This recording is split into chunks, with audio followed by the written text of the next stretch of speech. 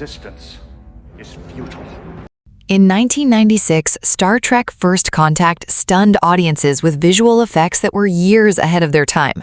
Back when CGI was still in its infancy, the filmmakers blended practical effects, animatronics, prosthetic makeup, miniatures, and carefully integrated digital effects to create one of the most convincing sci-fi films of the decade.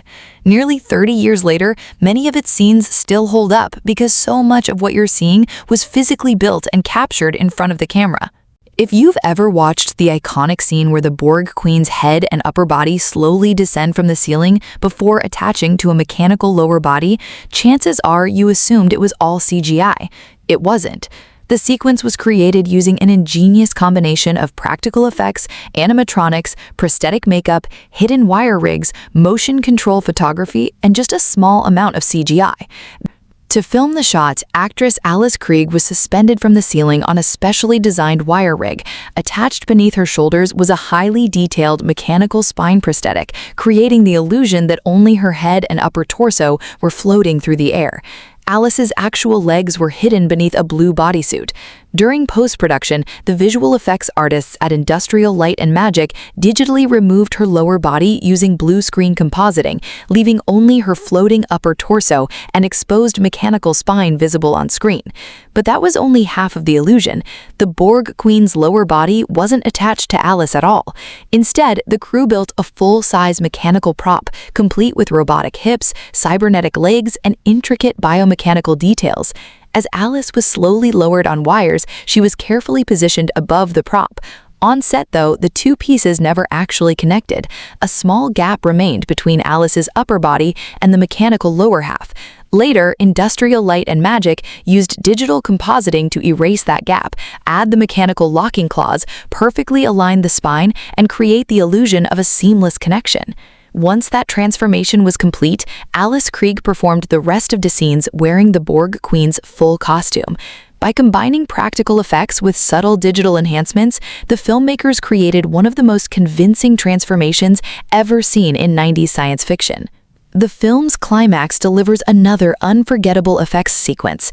After Data ruptures a coolant conduit, a highly corrosive green coolant floods the chamber, instantly dissolving any organic tissue it touches. Because the Borg Queen is both human and machine, her flesh slowly melts away, revealing the cybernetic skeleton beneath until she's finally destroyed. The sequence began with Alice Krige performing every moment herself. Her screams, body movements, and facial expressions were filmed against a blue screen, giving the visual effects team complete freedom during post-production. According to visual effects supervisor John Knoll, preserving Alice's original performance was one of the team's highest priorities because her acting carried the emotional weight of the entire scene. After filming wrapped, the artists at ILM built a highly detailed 3D model of the Borg Queen, carefully matching Alice's proportions so the transition between live action and CGI would be virtually impossible to detect. The digital model was then animated frame by frame, precisely following every movement from her original performance. Rather than replacing Alice's acting, the CGI enhanced it, allowing her expressions and body language to remain completely intact throughout the transformation. Using computer animation, the artists gradually eroded the Queen's digital skin frame by frame, making it appear as though the corrosive coolant was literally dissolving her body from the outside in. As the flesh disappeared, the cybernetic skeleton beneath became increasingly exposed. To sell the illusion, they also added countless tiny fragments of dissolving tissue and microscopic particles drifting through the air, details most viewers never consciously notice, but ones that make the effect feel disturbingly real. Perhaps the most impressive achievement is how seamlessly the sequence shifts from Alice Krige's live-action performance to a fully digital character. The transition is so smooth that even today, most viewers never realize the exact moment CGI takes over. As John Knoll later explained, the team achieved exactly what they were aiming for, a death sequence that was gruesome, unsettling, and impossible to forget. The Borg may look like an endless army, but the filmmakers didn't use hundreds of performers. Instead, they relied on a small group of actors, combined with clever camera angles, editing, prosthetic makeup, and visual effects to create the illusion of a massive collective. For First Contact, the team completely redesigned the Borg. Makeup artist Michael Westmore wanted them to look as if machines had invaded the human body, not people simply wearing robotic armor. Every Borg received a unique combination of prosthetics and cybernetic implants. Some had mechanical eyes, exposed wiring, metallic tubes, or cracked skin with machinery bursting through it.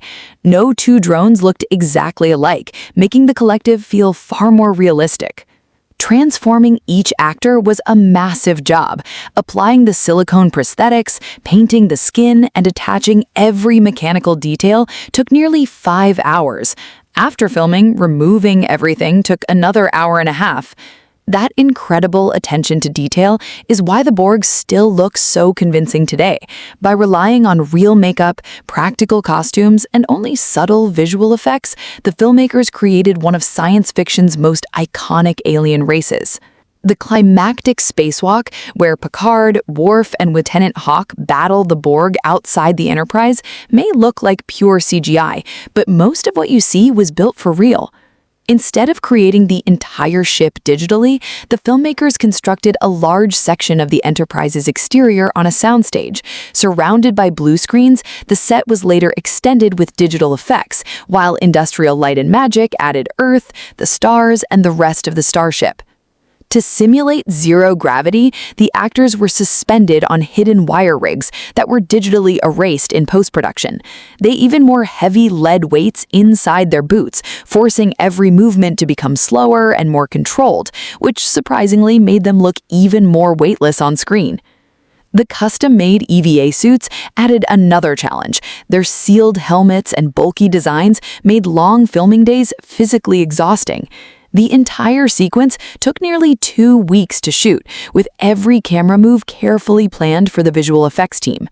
Nearly 30 years later, the spacewalk remains a perfect example of how practical sets, stunt work, miniatures, and carefully used CGI can come together to create visual effects that still hold up today. And that's how the filmmakers behind Star Trek First Contact brought one of the franchise's most iconic adventures to life. If you enjoyed discovering these behind-the-scenes secrets, don't forget to leave a like, subscribe for more movie making, and let me know in the comments which film you'd like to see explored next.